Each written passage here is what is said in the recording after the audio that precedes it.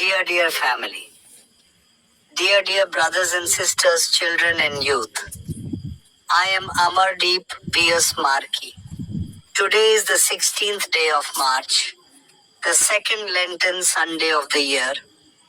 प्रिय प्यारे परिवार, प्रिय प्यारे भाइयों बहनों, बच्चों व युवाओं, मैं पास्टर लूकस पीटर हूँ। आज मार्च का 16वां दिन है, वर्ष का द्वितीय 40वां रविवार, दूसरा शनिवार, 40 दिन के शीतकालीन मौसम का दूसरा दिन है, जो प्रायश्चित, उपवास और आत्म परीक्षण का समय है, जो ईस्टर से पहले है। It is an important religious day in Christianity.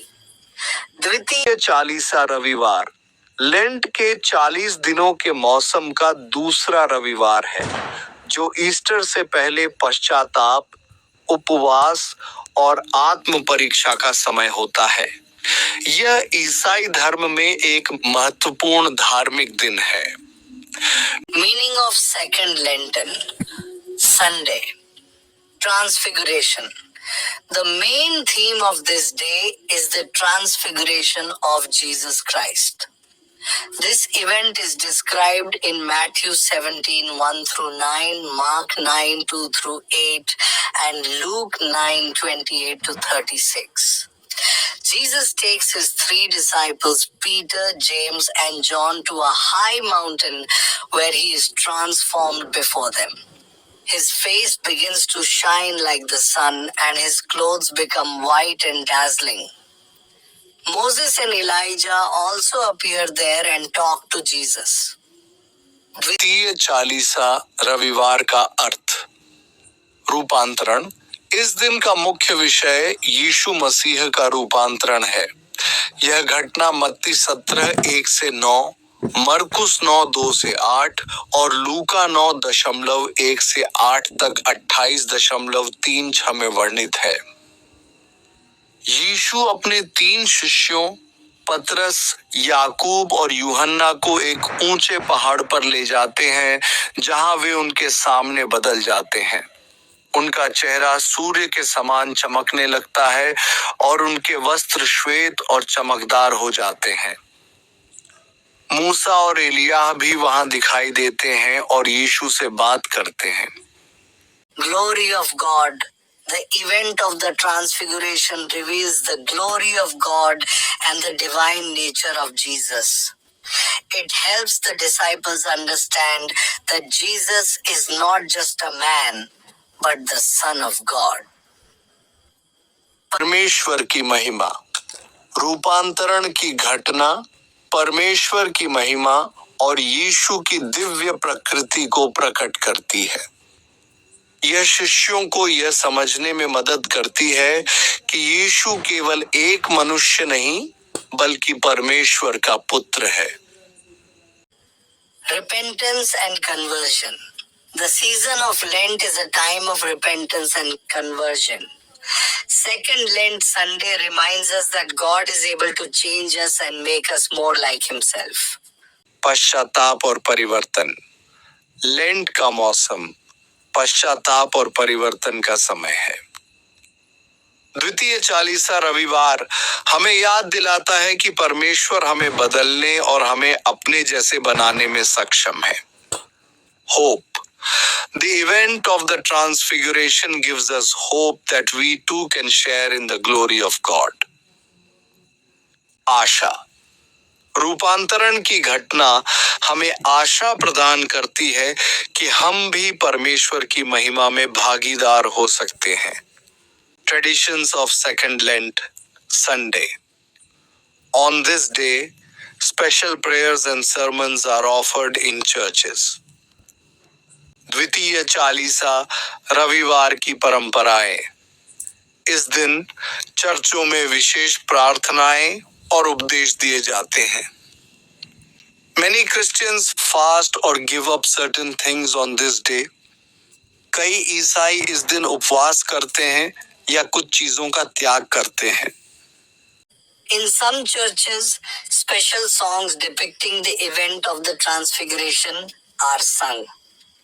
कुछ चर्चों में रूपांतरण की घटना को दर्शाने वाले विशेष गीत गाए जाते हैं। Significance of Second Lent Sunday. It helps us understand the divine nature of Jesus and the glory of God. द्वितीय चालीसा रविवार का महत्व। यह हमें यीशु की दिव्य प्रकृति और परमेश्वर की महिमा को समझने में मदद करता है। It inspires us to repent and change. यह हमें पश्चाताप और परिवर्तन के लिए प्रेरित करता है। It gives us hope for the future. ये हमें भविष्य के लिए आशा प्रदान करता है। In short, Second Lent Sunday is an important religious day that teaches us about the transfiguration of Jesus, the glory of God, repentance, and hope. संक्षेप में, द्वितीय चालीसा। रविवार एक महत्वपूर्ण धार्मिक दिन है जो हमें यीशु के रूपांतरण, परमेश्वर की महिमा, पश्चाताप और आशा के बारे में सिखाता है। The Holy Gospel of St. Luke says in chapter 10 verse number 2, And he said to them, The harvest is plentiful, but the laborers are few. Therefore pray to the Lord of the harvest to send out laborers into his harvest. संत लूका का पवित्र सुसमाचार अध्याय 10 पद संख्या 2 में बोले, उसने उनसे कहा, पके खेत बहुत हैं, परंतु मजदूर थोड़े हैं। इसलिए खेत के स्वामी से विनती करो कि वह अपने खेत काटने को मजदूर भेज दे। Meaning of this verse: the harvest is plentiful. Jesus is referring here to people as the harvest, who are ready to hear and accept the word of God. The harvest shows that there are many people who are ready for the kingdom of God. इस वचन का अर्थ पके खेत बहुत हैं।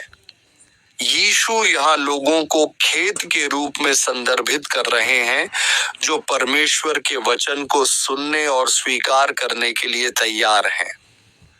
पके खेत यह दर्शाते हैं कि बहुत से लोग हैं जो परमेश्वर के राज्य के लिए तैयार हैं। But the laborers are few.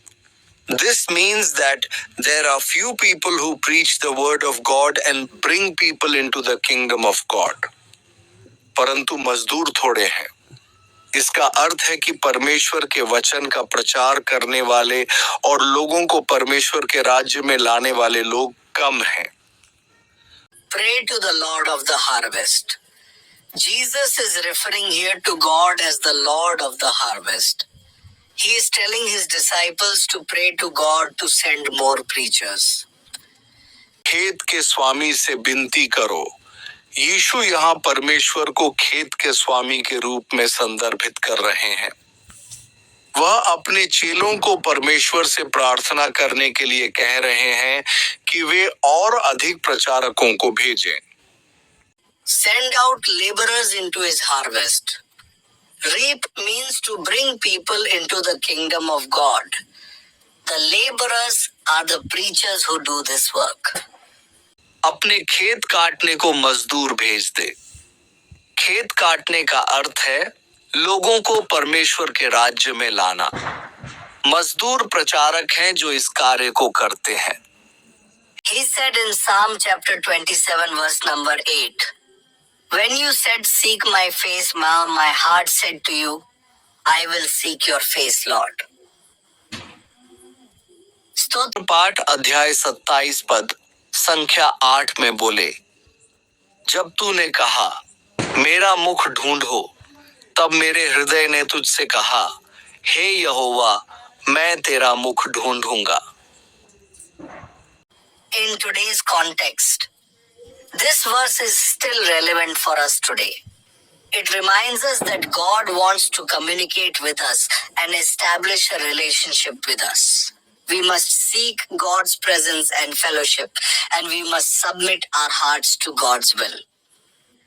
आज के संदर्भ में यह वचन आज भी हमारे लिए प्रासंगिक है।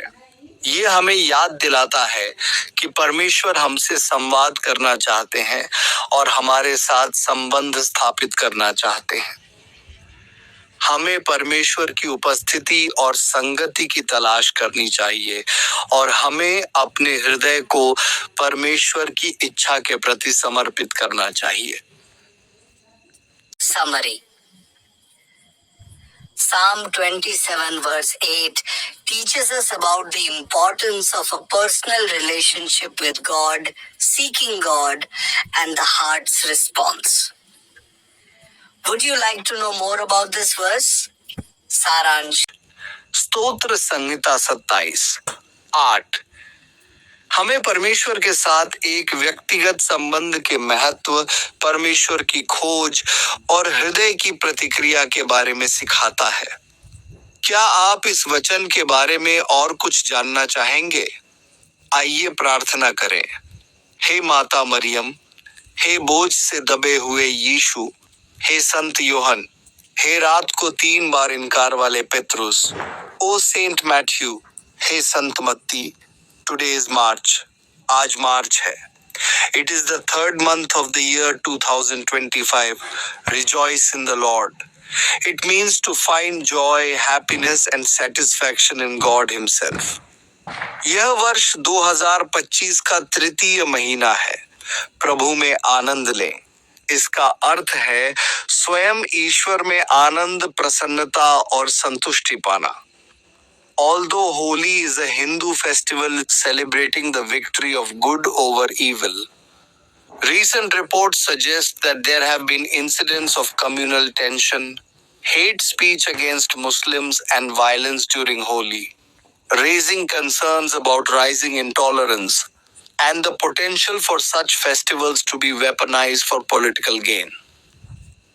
यद्यपि होली बुराई पर अच्छाई की जीत का उत्सव मनाने वाला एक हिंदू त्योहार है, लेकिन हाल की रिपोर्टों से पता चलता है कि होली के दौरान सांप्रदायिक तनाव, मुसलमानों के खिलाफ अभद्र भाषा और हिंसा की घटनाएं हुई हैं, जिससे बढ़ती असहिष्णुता और राजनीतिक लाभ के लिए ऐसे त्योहारों के हथियार बनने की संभावना के बारे में चिंताएं बढ़ गई हैं। He called on his followers to repeat the ceremony in his memory. Amen. उन्होंने अपने अनुयायियों से उनकी याद में समारोह को दोहराने का आह्वान किया। आमीन। Don't forget my YouTube channel. मेरे YouTube चैनल को न भूलें।